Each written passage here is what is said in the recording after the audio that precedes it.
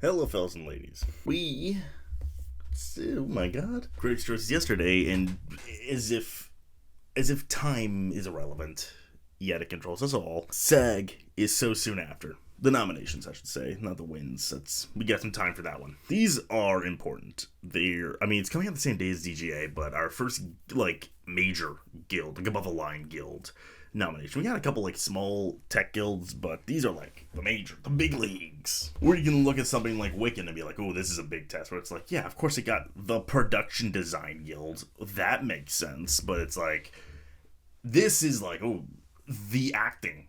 Oh, are we sure? And being that it's about the actors, they switched the name to the Actor Awards. I'm calling it SAG, okay? The Acting Award, that just does not work. I'm gonna keep calling it SAG. The Actor Awards just does not, fly off the tongue that easily. Either way, these are important. Let's get into it. Let's go right into Ensemble, starting off with the Best Picture equivalent, if you will. One battle after another, just happening. Could honestly and likely will break the record for most nominations ever. It's winning Best Picture. It got a hell of an ensemble to back it up. It's not much really to debate here. The real question is a win, because Sinners is also a lock. Sinners has exceeded all expectations on its performance, unless you're me. I thought the Barbie thing was ridiculous to begin with, but now it's it's demolishing with critics, including in Ensemble. It just won Critics' Choice yesterday for this category. This is quintessential SAG Ensemble nominee. A nearly all-black cast, a populist film, a major Best Picture contender, and above all, an ensemble piece of memorable characters. This might win, honestly. I don't know if that necessarily stops one battle for Best Picture at the Oscars. Nor do I know if it means this gets a casting win, because I don't really know how they're going to operate still. But it could win this. Those two are secure. One battle after another. Sinners. We're talking nominations. Done. After that, I would say we have Marty Supreme. Not quite as locked, but the safest I feel after those two. Obviously, Timothée Chalamet is the focal point, and he very likely might win this, but they tend to nominate movies focused on one guy every now and then. Bohemian Rhapsody comes to mind, King Richard. But this is an ensemble piece, nonetheless. You have a bunch of stand-up performances from Odessa Zion, Gwyneth Paltrow, the stunt casting they did with all the fun characters. Tyler, the Creator, Abel Ferreira, Kevin O'Leary. Feels right, plus, Marty Supreme is doing quite well at the box office. SAG can fuck around, but I don't see why, they wouldn't be in on the Marty Supreme hype. We can have a discussion about his win, but we know Timothée Chalamet is getting nominated at least. After that, I have Frankenstein. Some might say that's weird. Why? Yes, all of the acting attention has gone all directly towards Jacob Elordi. Very, very true. But do you guys not realize that the guilds might be the nicest of Frankenstein? And that's already saying a lot. Frankenstein continues to outperform, and the guilds, of course, are going to go for Frankenstein. I don't necessarily think it missing Ensemble would be an underperformance, per se, but why would I predict it to miss Ensemble? Look at the cast, genuinely. Yes, Jacob Elordi and Oscar Isaac. Yes, obviously, they're the focus. But you also have Maya Goth in a dual role, David Bradley in a notable role, Loris Mikkelsen, Christoph Waltz, Felix Kammerer, Charles Dance. It's a stacked cast. And it's getting acting attention anyway. I think doubting Frankenstein is just a waste of energy at this point. Is it a lock here, for Ensemble? No, it's not. But what's the case against it? I can't find it. It's nowhere to be seen. Bring on my binoculars that are, just my hands in little circles, but I can't find it. I'm betting on Frankenstein and I'm betting on Frankenstein, okay? I've been doing that all year, and it's, done me good so far. What do I do after that? There's options, but none of the final picture options are that compelling. I really, genuinely, and this is going to be a theme of the whole video, can't tell what SAG's going to do with sentimental value. I think they're going to nominate some of the actors at least Stellan, and why wouldn't I predict an Ensemble? I don't know if nominating the actors mean you have to go with Ensemble, to be completely honest. It's just them four, plus a side character with a line or two. Perhaps it could happen, but it doesn't have to. It being international certainly doesn't, help its case. Hamnet kinda is just the Jesse and Paul show featuring Jacoby Jupe, who isn't even if the movie were to get nominated, he's not a part of that haul, which that's fucking ridiculous. I'm being hyperbolic when I say it's just the Jesse and Paul show, for sure. But that kind of is the notion. So now you gotta step out of Best Picture, and there does tend to be at least one non-Best Picture player. I'm not one of those guys who goes statistically, one movie has to get in that's not a Best Picture player. No. I'm not gonna delete something because I think it's getting the Best Picture. With that in mind, though, my point is, it's not like a kiss of death to not be in Best Picture. One obvious answer that they for sure could lean towards is Wicked for Good. I still don't know for sure how it's going to perform at the Guilds. I imagine fine, especially with the text. But if you're thinking Wicked for Good is a lock, I really need you to remember what you're predicting. Kind of forever missed, despite the first one winning. I can't recall a sequel getting in, correct me if I'm wrong, of course. But in the case of Wicked for Good, you are essentially predicting that voters are going to vote for the exact same ensemble from the one they did last year for a movie everyone likes less. The only difference is Peter Dinklage is gone and Como Domingo now is in for, 2 voiceover lines? That doesn't sound right to me at all. I can't predict them essentially nominating a worse version of what they just did, a mere year ago. I'm leaning Jay Kelly for a couple reasons. I think Jay Kelly is definitely on its way out, but I've seen them nominate movies whose picture chances have either fleeted entirely or were up in the air before. Color Purple comes to mind, Babylon, Defy Blood, Bombshell. It being about actors, this might be the one place where that gives it an advantage. Jay Kelly could do well here, to be honest. Sandler and Clooney are, possible. And reminder, the ensemble is pretty fucking huge. Obviously, Adam Sandler and George Clooney, but there's a lot of side characters from, A-listers, like Greta Gerwig, Laura Dern, Billy Crudup. He has a very memorable scene. So many characters that maybe SAG Ensemble, even if the movie is probably out for Best Picture. What else is there, though? There's Weapons. Weapons for sure could happen. That is an ensemble piece. Amongst anything else, really. So many characters by big actors and shit. Now, I've seen, Populist on non-picture contenders miss all the time. Last time I remember actually making it was Crazy Rich Asians. Since then, both Knives Out movies famously missed. Woman King, Dolomite Is My Name, Saturday Night. Now Weapons, unlike those movies, Weapons has Amy Madigan, who's win competitive, so we know Weapons is at least getting a nomination. That's definitely what differentiates this from those movies. I can't really squeeze it in though, just realistically, but it's definitely a possibility. Wake Up Dead Man, not remotely as awards strong as the first two. The ensemble wasn't as well utilized, at least that's what the majority thinks, and the other two didn't even get this. Why would this one get in? I can't help but ask. If an international film gets in, it's probably gonna be sentimental value. With that in mind, there's a long shot case for it was just an accident, no other choice, and The Secret Agent. In that order. I will not predict any of them though. Moving on to actress. Of course, Jessie Buckley gets in. Probably just wins. I think sweep. There's no real reason, in my head at least, to consider a miss for Buckley, and nor do I consider a loss for Jessie Buckley. So much so that I actually think number 2... Man, this is kind of weird. I kind of think number 2 is Chase Infinity. I'll tell you why. SAG is not quite as allergic to young actors, especially if you're already on the trail. They did Helena Zengel. They did Jacob Tremblay. That's more extreme examples. But they did Stephanie Hsu, Lucas Hedges. These are all supporting performances, granted. But I think it's important to know that if you're a clean sweeper, seasoned juggernaut, one battle after another is, SAG and the guilds, in general, isn't really where you show weakness. We saw this last year with Anora. By no means a sweeper, but they nominated Yura Borisov. They just love the movie so much. So I don't have an actual reason to say SAG is going to be who stops nominating Chase Infinity. I actually feel very confident about her. I suppose there's a path for Rose Byrne to miss, but I have doubts at this point. She is just being embraced across the board. She's winning critic prizes left and right. The movie's being shown with the sole purpose of awarding Rose Byrne, and it's caught on. And if voters see the movie, they have to nominate her. They just fucking need to. Can you feasibly see a reason why she would miss if the movie's being seen? They did Daniel Craig last year, Rose Byrne, and If I Had Legs I'd Kick You is much more swallowable than for mainstream audiences than queer. She checks all the boxes. She just so happens to be on her own. So that's my number 3 is Rose Byrne. Number 4 is where I got run out of Reinsva. We all know why. International performances have a tough time. They didn't nominate Sandra Hüller. They did nominate Carla Sofia Gascon last year. But, Amelia Perez was an absolute juggernaut until it wasn't. But one could certainly argue Amelia Perez was a little more guild-friendly than Sentimental Value is. I don't know the direction Sentimental Value is going to go now in SAG. I really don't.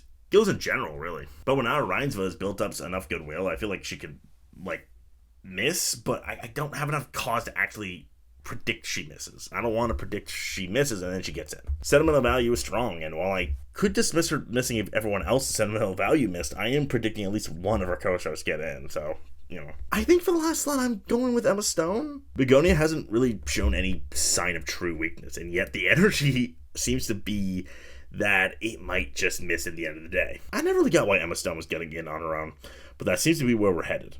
Because otherwise, Begonia might get goose-egged here, which I guess that's not weird here. I think she makes just enough sense to hedge my bets on her. It could be Cynthia Erivo. Maybe it's not that hard for her to just, get this. Missing Critics' Choice is such a deafening blow. She will not get the Oscar nom regardless of whether or not Wicked for Good gets into Best Picture. But I don't necessarily think that means she can't get in here. It's certainly a SAG-friendly performance. I don't necessarily think Wicked for Good sinking the SAG can't do her, but I am banking hard on Wicked for Good being a miss, and people seem, generally speaking, less enthusiastic about her than, Ariana Grande. That was true last year, but I think Wicked was just on a much more of a high. That Critics' Choice miss is honestly quite damning, to be honest. Amanda Seyfried perhaps could get in.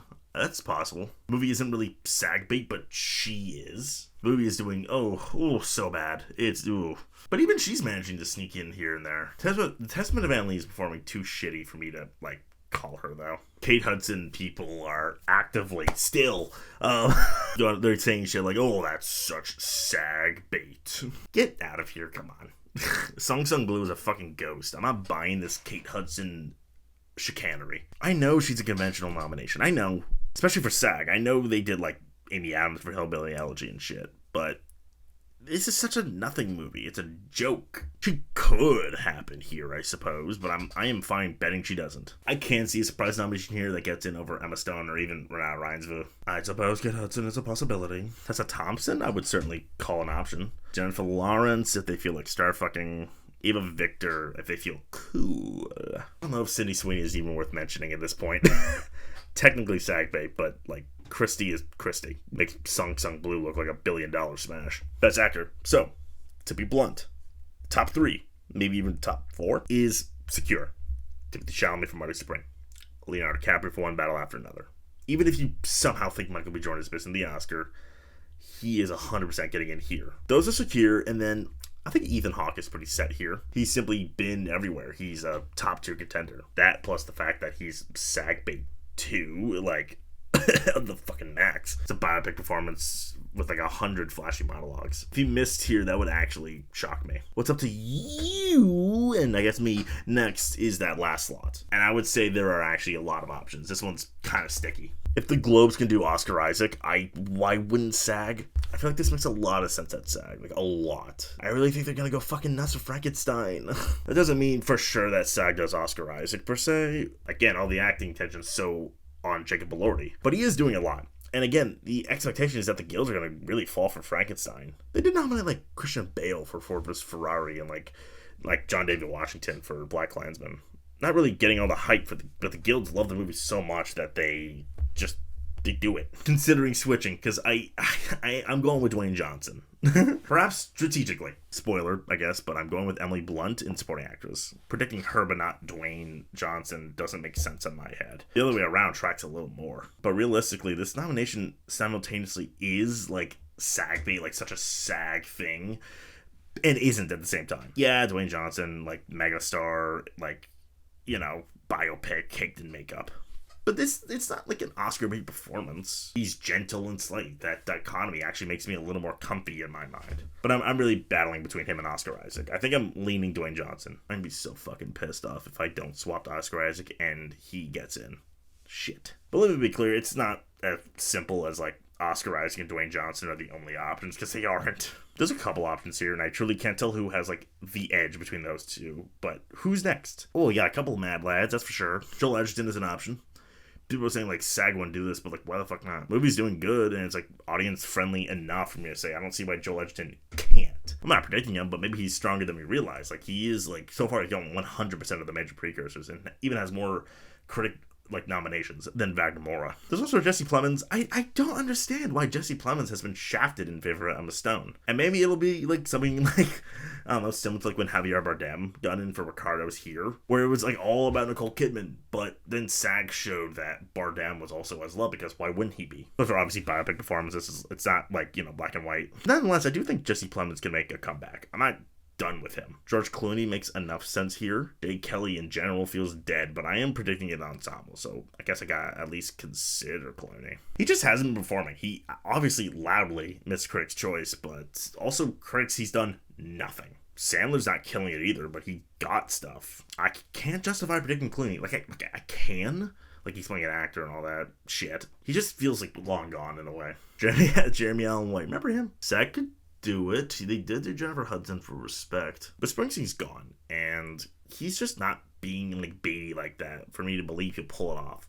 I said it from the get-go, but, like, playing a figure like Bruce Springsteen just isn't that compelling. Like, what, other than the fact that he's real, why would SAG be compelled to do him? Magnum Mora, it's probably not happening here. The man is going to be Oscar nominated. Do not worry, Brazil. But this is not a SAG movie. International performances have a tough time. Yes, I'm predicting Mariah Ryansville, but sentimental value is simply stronger than The Secret Agent. Sandra Hüller notably missed. Even Antonio Banderas missed for Pain and Glory. Secret Agent is certainly stronger than Pain and Glory was, but, that's Antonio Banderas. I don't know. Seems clear that he'd miss. I'm not bold enough to say he gets in here. Lee Byung-hun isn't even, possible. I just wanted to say him for fun. For supporting actress, we have Tiana Taylor. We know for a fact that she's steamrolling nominations. Amy Madigan, at this rate, is a lock. SAG of all places is not snubbing. Are you kidding me? Her and Tiana Taylor are duking out for the win. At number 3, I think it's Wunmi Mosaku. She is just crushing it with critics.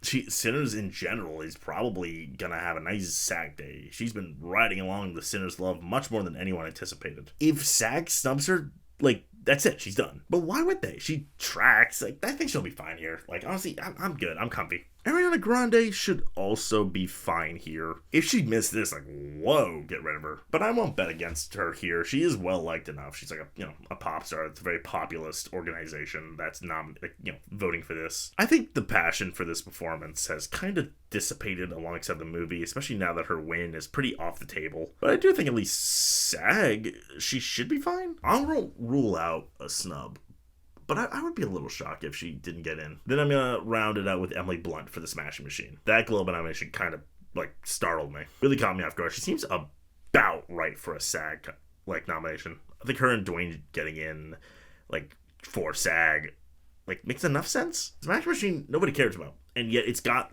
attention for these two, specifically Dwayne, obviously. SAG going for them makes just enough sense that I'm fine throwing my 5 slot at those two. SAG did give her a win for A Quiet Place, if you want to think about that. I have no sentimental value, girls. A bit of a risk to not predict one. I mean, I could certainly make heads or tails why both would miss, but I feel like one's gotta.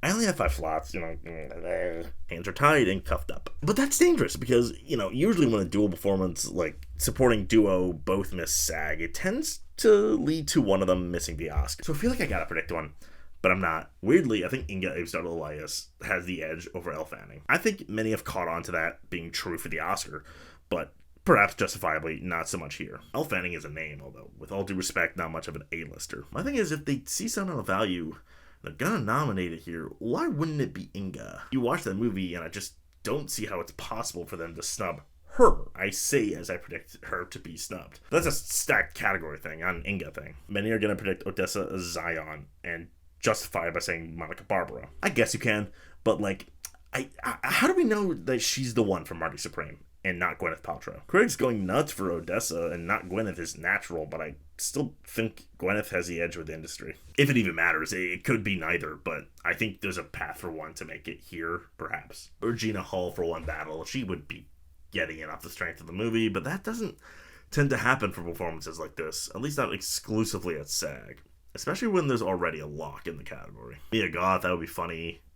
Jennifer Lopez, get the fuck out of here. Rebecca Ferguson for House of Dynamite, that clicked in my head. It's not happening, but that's such a boring lone SAG thing that they would do. Now I've implanted that in your head. For supporting actor, we know Benicio del Toro is getting in. We know for sure Sean Penn is getting in. These guys are already strong as is, and then throw in the fact that one battle is so strong. Next up is Jacob Elordi. Some people are still doubting him. And it's hilarious. Well, okay, maybe not anymore after the Critics' Choice win. Insane anyone considered him to miss here of all places. Of any place, you guys thought Jacob Elordi was going to miss SAG? No. Now it's a conversation of if you win. I'm not there quite yet, but, he'll get in. Again, it's Frankenstein, super duper strong. Guilds will eat that shit up. And at SAG, he feels like the bare minimum. Most people predicting him to miss, you're predicting Frankenstein gets nothing.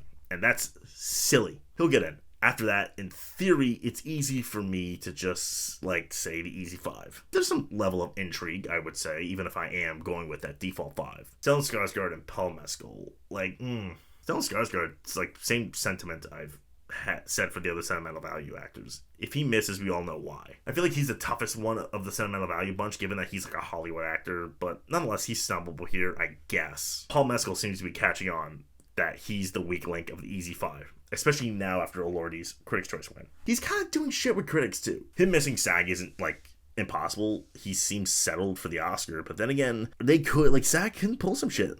They missed, they skipped out on Guy Pearce and, Mark Ruffalo, and they got Oscar noms anyway. They seem like locks. If anyone from E5 is missing, I would put my bets on him, but I also find it unwise to bet on something missing just to bet on him missing. I don't actually believe he's gonna miss. He's pretty SAG-friendly. And if I predict he misses for, Adam Sandler and then Paul Mescal gets in, I'm gonna look like a big fat idiot. Adam Sandler makes sense here.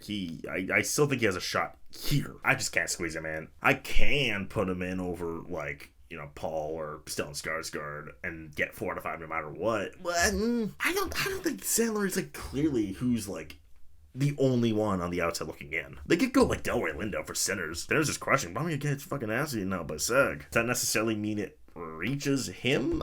I don't know. There's a case. There's still some life in him. I think he has the edge over Miles Caton. I have to say so. But he's possible. SAG could do him too. Again, they are not allergic to young actors. And just got for Blue Moon. I've seen him get thrown around a little, and, never say never, I guess, but I don't think he's really in a position to get in here. Really is the Ethan Hawke show. I wouldn't bet too hard on this. BAFTA, maybe, but, here, slight chance, but I would say no. Jonathan Bailey for Wicked for Good, fuck off. Hell no. Alright, let's end off with Stunt. Okay. Mission Impossible: The Final Reckoning. Obviously getting in. All of the Mission Impossible movies since Rogue Nation has gone in. Dead Reckoning 1. No brainer. It's the Stunts movie. But then F1 feels pretty secure.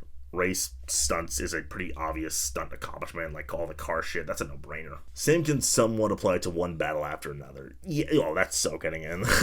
A lot of set pieces and car chases, and it's a best picture contender / inevitable winner. There's a shot, where the car, that Sean Penn is driving, flies off the road, the whole back-tan cross sequence. I mean, the final car chase, yeah, this is stunts. Oh my god. The more I think about it, the more I'm like, oh, wait, that's not silly. That makes perfect sense. And then I once again, going with Frankenstein. Maybe a little weird, but there's some notable stunt work. The opening sequence, when the creature's throwing some motherfuckers around, it's more of a stunt movie than a lot of movies that get in. There's always a couple weird stunt nominees. It's really? You just like the movie. Barbie, Joker, Irishman, Ballad About Buster Scruggs, Into the World, Defy Blood, Chicago 7. Honestly, why did Logan get in stunts? See, that's even kind of odd. Yeah, this makes enough sense as a strong picture player. Sinners could also fill that slot as that non-action stunt movie just going off of the strength of the film, but that feels a little more you're pushing it a little bit. There's the battle at the end, but that's about it. And Miles Caton jumps off the window. I'm not saying Frankenstein is an action epic, but it feels a little more that type of movie that's only really in because it's in Best Picture. And you gotta put a cape in there. You just gotta, unfortunately. Last time a cape wasn't nominated was in 2015. Strange, considering an Avengers movie came out that year, but nevertheless, I think it's wise to predict a superhero movie.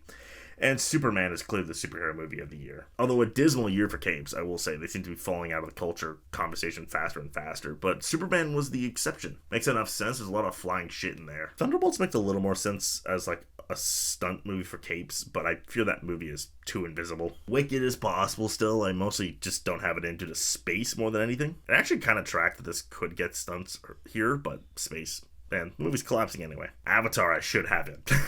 I don't really know how the stunts work in Avatar, but typically the big action movie of the year gets in, and the other two Avatars got in. Avatar's the action movie. It's the biggest one this year. But, space. And I also think I can afford to predict Avatar being out, just because that's also going down pretty fast. Ballerina. That makes a lot of sense. It should get in. Like Mission Impossible, the John Wick movies are very vital into turbo launching the stunts conversation. But I also can't help but think this is just Furiosa. Spin off the Stunts the movie, but it bombs so fuck off. Maybe though, the stunts in Ballerina are pretty crazy. Warfare, maybe, and then all I can think of are mid-action movies, so Predator or The Running Man. All likely not happening, but hey, perhaps. All right, that's it. That's SAG or the Actor Awards. Last comment shared. Bye. Jazz hands. Fuck it.